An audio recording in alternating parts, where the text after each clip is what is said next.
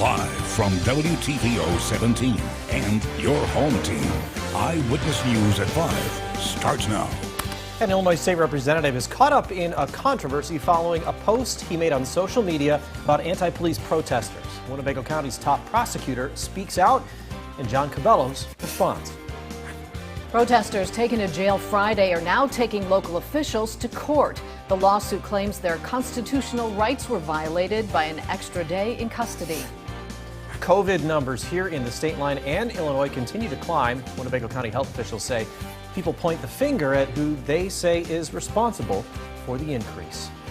Good evening, I'm Mimi Murphy. And I'm Eric Wilson. One local lawmaker has city and county leaders speaking out after responding to a comment on his official Facebook page. Michelle Rave spoke with the Winnebago County State's attorney, who calls it concerning.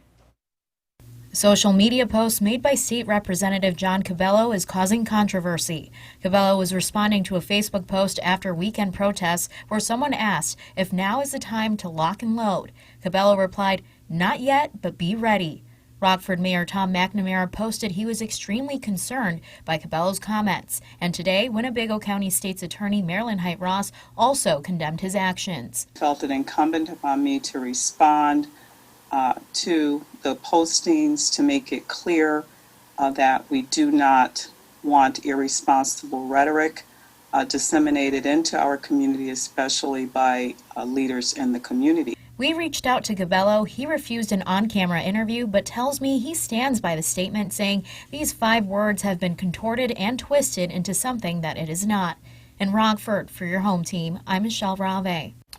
A number of protesters are taking Winnebago County officials to court, claiming their constitutional rights were violated. Chief Judge of the 17th Judicial Circuit Court, Eugene Doherty, and Sheriff Gary Caruana are the lawsuit's targets. The 5 protesters who police arrested Friday say being held without a probable cause hearing within 48 hours of their arrests contradicts a Supreme Court ruling. In the lawsuit, it states the Circuit Court only holds hearings on business days, and people arrested on Fridays are regularly held over the weekend. All 5 had hearings this afternoon and were released without bond. They are due back in court next month. Rockford's Mayor Tom McNamara says he'll address a number of issues relating to Friday's protest and arrests at tonight's City Council meeting. The first item being the use of body cameras by police. McNamara added other topics being brought up. Through August are, quote, additional training, how we handle mental health crisis calls, and how we more strategically reinvest in our people and in underserved areas of our community. All recommendations stem from listening sessions. 19 years ago today, the Rockford Police Department lost one of their own.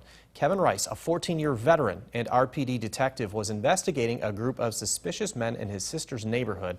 One of the men pulled a gun, shooting and killing Rice as he pulled up in his car. William Buck, who was 19 at the time, was convicted of the killing.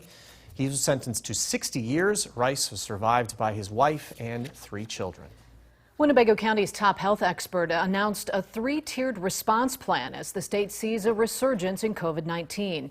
Dr. Sandra Martell reported today the county's infection rate is 61 for every 100,000 people. The state goal is 50. Tier 1 would impose restrictions such as fewer diners in a restaurant, smaller group sizes, and limiting the number who can work out in a gym. Tier 2 includes suspending indoor dining and elective surgical procedures, and 3 would require non-essential employees to work remotely. There's increased positivity rate, and the increased number of cases were related from travel to and from hot spots or areas where there was increased case activity, such as Iowa and Wisconsin, and larger social gatherings. 14 new cases of COVID-19 were reported in Winnebago County, bringing the area's total to more than 3,600. A Winnebago County man is among the state's 10 newly reported coronavirus-related deaths. That brings Winnebago's total to 115. Across the state, more than 7,500 have died. 1,300 more people tested positive for the virus. COVID has infected more than 183,000 people over the course of the pandemic. As case numbers climb, so does the 7-day positivity rate. Today, it's at about 4%. To help reverse the trend, the state announced a new public awareness campaign urging people to wear masks. Governor Pritzker said it's been difficult for bars and restaurant owners to enforce the mandate. He suggested local police remind people to wear masks. Pritzker also said local governments should consider imposing fines. We've made so much progress since the beginning of this pandemic. Let's protect that progress. This is our moment to pull together as families, friends, and neighbors. We're all safer and stronger when we're all in Illinois. The awareness campaign will cost $5 million. PSAs will be broadcast on TV, radio, social media, and on billboards. People using public transportation in the Forest City can look forward to a pre-COVID bus schedule. As of today, Rockford Mass Transit District is resuming all 19 regular routes. Passengers will be able to board buses through the front set of doors, and all seats will be open. That will allow for up to 32 people on one bus. Sitting far apart is still encouraged and masks are required. RMTD says it will start collecting bus fares once again in a week on the 10th. Today is the last day for RPS 205 parents to decide what their kids' school year will look like. The district's back-to-school survey is due today. In it, parents choose whether their children will do in-person or remote learning and if they'll need transportation. Kids whose parents don't fill out the survey will be automatically enrolled in in-person learning without bus service. RPS and school districts across the state line have different plans for resuming class this fall. You can find all those details at mystateline.com. Lawmakers are back in Washington as negotiations for the next coronavirus relief package continue. One major sticking point is the extension of federal unemployment benefits. Those expired Friday. Our D.C. correspondent Morgan Wright has more on the battle between Democrats, Republicans, and the White House as he keeps you connected to the nation's capital. With extra unemployment benefits already expired, Democrats say they're united in their efforts to bring them back. At least for the next several months, if not longer, until this economy recovers. Connecticut Senator Chris Murphy says the increased consumer spending created by the benefits is staving off an economic disaster. Not only are people going to go hungry, literally, but the entire economy will collapse. Murphy rejects the GOP plan to cut the federal unemployment benefits by $400 per week, but says finding an alternative plan is difficult. We just don't even have anybody to negotiate with on the Republican side yet because they're so all over the map. Senate Democratic leader Senator Chuck Schumer says negotiations are progressing, but still have a long way to go. There are lots of things that we're still divided on, and we're not close to an agreement yet. Treasury Secretary Steven Mnuchin says there are areas of agreement. Things like the PPP, I think there's enormous bipartisan support. Things about checks in the mail. But major roadblocks remain. Democrats right now are insisting on over $1 trillion to the state and local governments. That's something that we're not going to do. I'm not optimistic that there will be a solution in the very near term. Lawmakers only have a week to strike a deal before running into a scheduled month-long recess. Reporting in Washington, I'm Morgan Wright. The Illinois Department of Public Health partners with community mental health centers. It's to help keep mental health patients transitioning out of hospitals from being readmitted. There are 3 new mental health programs giving additional support to people seeking mental health help. They are the Living Room Program, Transitional Living Centers, and Transitional Community Care and Support Programs. Each program is aimed at giving resources to people in different stages of treatment and care. That includes giving people a place to live once discharged with or without mental health experts, to setting up a support network before they leave hospitals. A man wanted in the state line for an alleged sexual assault is found in another state. Police in Columbia, Mississippi arrested Rocky Lara last Thursday. The Ogle County Sheriff's Office had a warrant out for criminal sexual assault of a child. The alleged crime happened in 2019. Lara is currently being held in the Marion County Jail, waiting for his extradition to Illinois. People living on the East Coast brace as Tropical Storm Isaias looks to strengthen as it hits land. The National Hurricane Center forecasts it making landfall in the Carolinas tonight. Isaias will strengthen to a hurricane as that happens. But the warnings extend much further, from Florida all the way up to Maine. The storm's surge could reach 3 to 5 feet. Other hazards include high surf, strong winds, heavy rain, flash flooding, and tornadoes. The high winds could create widespread power outages from the mid-Atlantic into the Northeast. Now your first warned weather forecast with meteorologist Kevin Doom.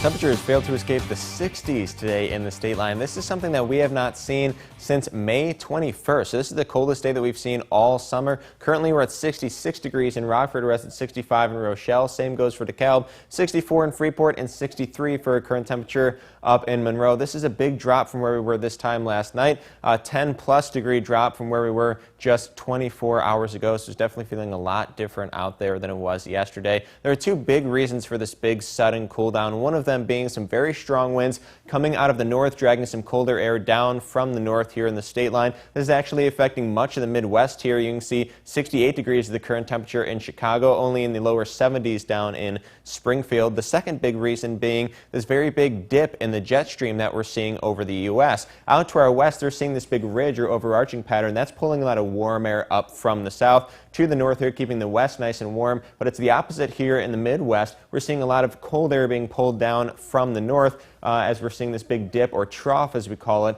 in the jet stream. And you can almost point out this pattern of the jet stream if we just look at high temperatures today across the country. You can see out to our west, 80s indicated by orange here, found all the way up in southwestern Canada, whereas much of the upper Midwest was stuck in the 60s, even the 50s in parts of southeastern Canada today. However, our temperatures will slowly recover here as we make our way through the week. We're back in the 70s tomorrow, eventually making our way back into the 80s as soon as Thursday. Our temperatures will still be below normal for this time of year for the next several days here, but we should start to feel a lot more like the season by the weekend. Here's a live look over downtown Beloit using a Merciel SkyTrack. We're starting to see just a little bit of sunshine finally starting to peek through some of this thick cloud cover that we have seen all day long. We have seen a little bit of rain earlier on today, but most of that has cleared away. The cloud cover will then follow as we make our way through the rest of the evening and through the overnight hours of tonight.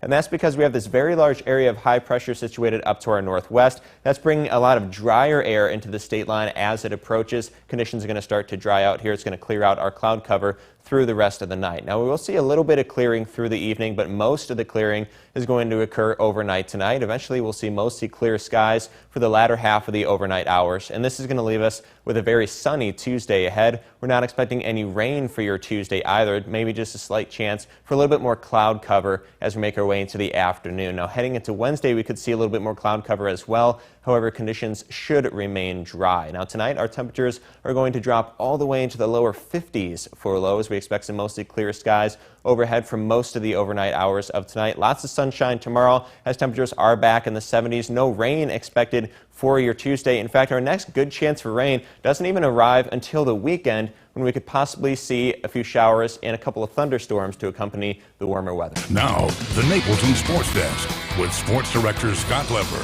Fred VanVleet is adapting very well to the NBA's bubble in Orlando. The evidence for that came this afternoon in the Toronto Raptors game against the Miami Heat. He did most of his damage here in the third quarter when he scored 18 points. Here he is drawing the contact, getting the hoop, and one. And then he gets some space on this next play, and he's going to launch a deep three. That finds the bottom of the basket. VanVleet made a career-high 7 three-pointers. He made all 13 of his free throws. He scored a career-high 36 points, and the Raptors beat the Heat 107-103. The Rockford Rivets are still hoping to resume their season and play ball again. Their season was halted last Friday when one part-time staff member tested positive for coronavirus. General Manager Chad Bauer tells me that person is doing fine and no one else in the organization has tested positive. Bauer says the Rivets hope to resume play on the road this Thursday in Green Bay. Their next home game would be 1 week from tomorrow, but it won't exactly be the same Rivets team that we've seen up until now. Bauer says the majority of the players have left to go into quarantine before returning to their colleges. So several local players have been signed to replace them. The names of those players will be announced later this week.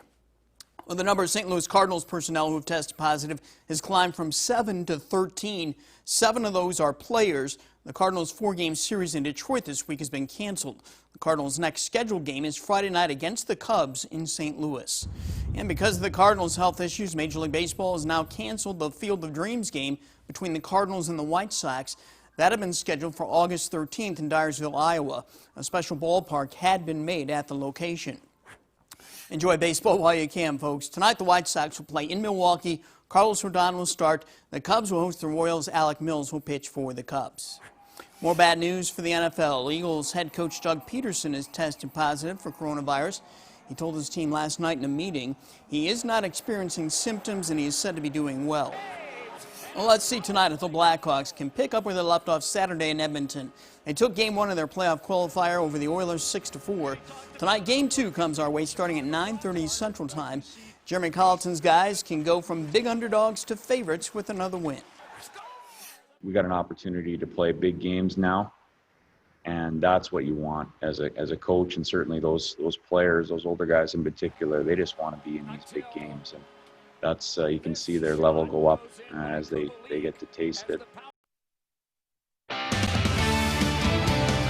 After a much colder day here in the state line, our temperatures are only going to get cooler through the night, dropping all the way into the lower 50s for a low, as much of this cloud cover is going to clear out here through the overnight hours of tonight. This is going to leave us with lots of sunshine for our Tuesday. Temperatures finally getting back up into the 70s after staying in the 60s for much of today. Not expecting any rain for your Tuesday either, and temperatures are only going to get warmer from here, climbing up through the 70s, hopefully reaching the 80s again as early as Thursday. We'll be feeling a lot more seasonable by the weekend, although we could see a good chance for some showers, even a few thunderstorms pass by through the weekend. However, that is our next good chance of rain. The majority of this upcoming week looks to be mostly dry. Kind of nice we can give the air conditioning a break for a little bit. And mid to upper 70s will feel balmy after what we had today. For sure. Thanks for watching. Stay safe.